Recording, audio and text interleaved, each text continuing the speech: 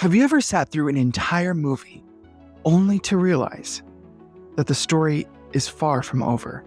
Why didn't anyone tell us that this was part one? Good evening.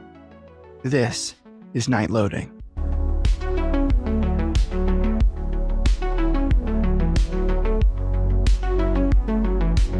You're sitting in the theater watching Avengers: Infinity War, and all your favorite heroes start turning to dust. Wait a second, you're telling me we're gonna end on a cliffhanger of a movie I've already sat through for nearly 3 hours, and now I gotta wait a whole damn year to find out if Spider-Man and his tight suit made it out alive?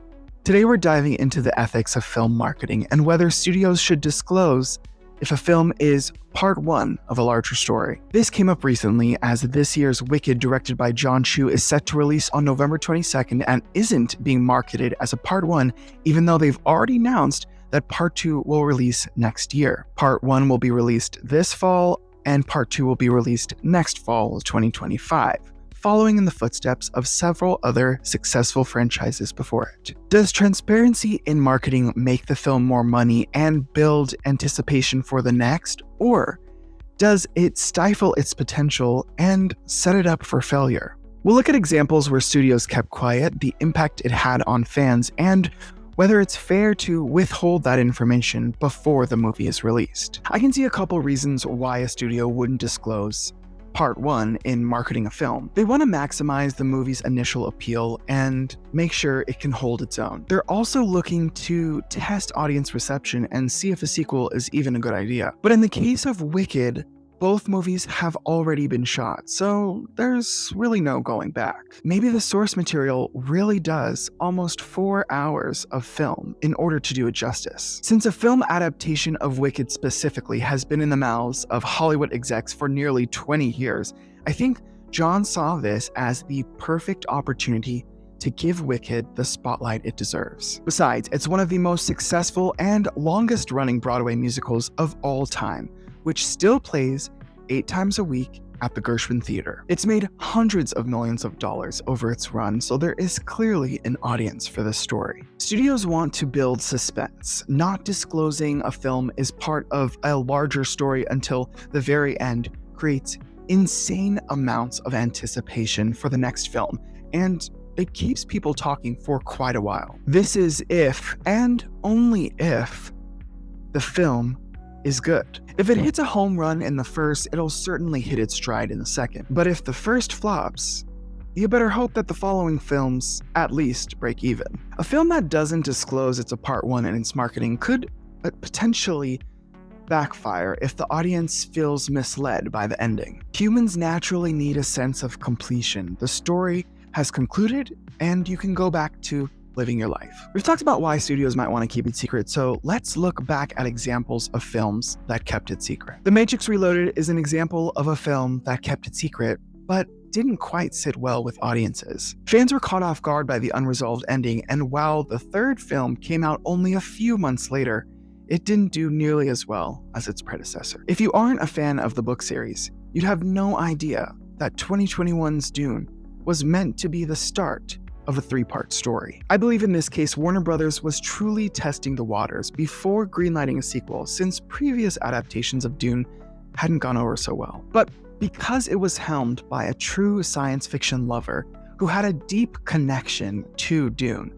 Denis Villeneuve, Dune went on to make nearly $500 million, and Dune Part 2 made even more at $709 million, despite being pushed back from its original release date of Q4 2023. But if you look closely at the poster of 2021's Dune, it told us very clearly, it begins. Die-hard Marvel fans know that Infinity War was initially announced as Part 1 and Part 2. But when Disney decided to drop the numbers from the title, most fans assumed that this would be a completely enclosed story, another team-up film in the vein of Avengers: Age of Ultron. It wasn't until our favorite characters started turning to dust that the audience realized things were about to get much longer. There are more examples of films who didn't disclose that there would be more of the story, like Pirates of the Caribbean, Dead Man's Chest, but there are only 3 out of the list I found in which the second film made more money than the first film.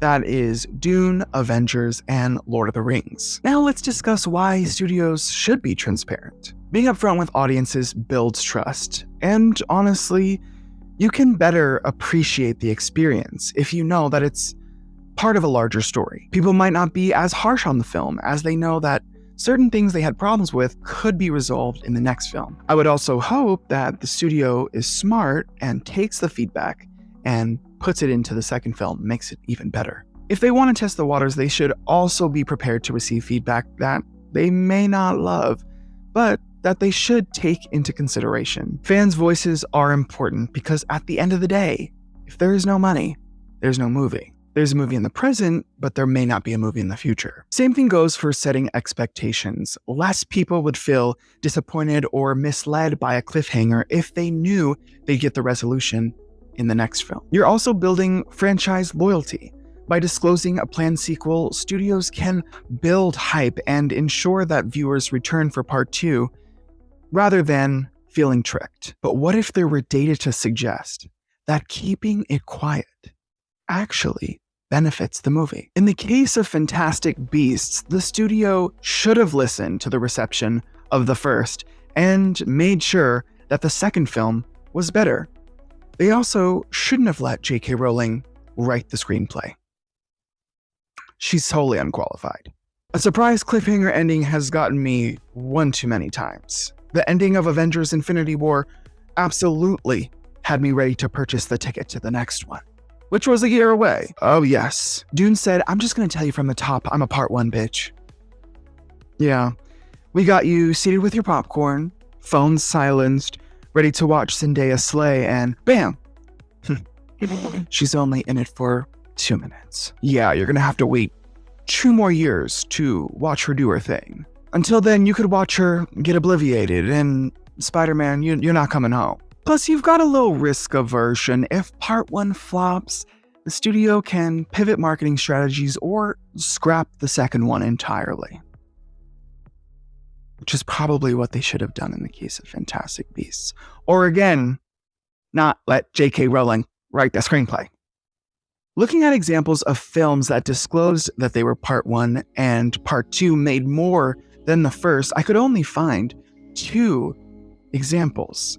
Harry Potter, The Deathly Hallows Part 1, and The Twilight Saga, Breaking Dawn Part 1. Other than their names being annoyingly long, they also share one other thing. They are the beginning of the end of already insanely successful franchises. Other films like The Hunger Games Mockingjay Part 1 and Kill Bill Volume 1 were received well, but their second parts didn't do better than their first, which you would think would naturally happen because part 2 is supposed to be the grand finale of this story. Speaking of times where it didn't work, we can look to The Strangers and Rebel Moon. Neither were received well and only made people not want to watch the second one. I was excited for Rebel Moon. I thought Zack Snyder's Justice League was beautifully made. But when part 1 came out, aptly named Rebel Moon Part 1, A Child of Fire, and I didn't hear great things, not only did it make me not want to watch part 2, I didn't even want to watch part 1. Same thing happened with The Strangers Part 1. And even though I love my girl Madeleine Petsch, I'm not watching that shit. But is there an ethical dilemma? The question stands, is the audience entitled to knowing that what they're watching is part 1? Despite a few outliers, the data suggests that no, studios do not need to disclose that a film is part 1 in order to be successful. Legally, they have no responsibility to disclose, and based on my findings, it may be better for them not to say that it's a part 1 in the title. At what point, though, does withholding information become deceptive? Studios have to walk a fine line between surprise and dishonesty, but it rarely counts against them to keep it a secret. While the audience might feel briefly tricked by a cliffhanger ending, knowing that a satisfying end will come is enough to bring audience anger levels back down to That's annoying. In an age of television shows being canceled prematurely without resolving all of its storylines, a cliffhanger is appreciated if, and only if, it's preceded by an announcement of another film that'll wrap it up. Because there have been times where a thing just ends. It's over, and we're just supposed to fill in the gaps with our imaginations, despite the writers telling us for years exactly what we need to know so our imaginations don't have to do any heavy lifting. Rarely is it the idea of a showrunner to cancel the show. It's most likely made from the top by a person who's seen maybe a couple episodes. I think studios should find a nice, cozy spot in the middle. It doesn't need to be in the name, but it should be discussed in interviews and other minor marketing moments that it's just the beginning of an epic story that will span 2 films, and in fact, both have already been filmed. It shows that they're confident in the director and in the concept. Wicked is doing exactly that. It's based on a musical that is comprised of 2 acts. 2 movies make sense.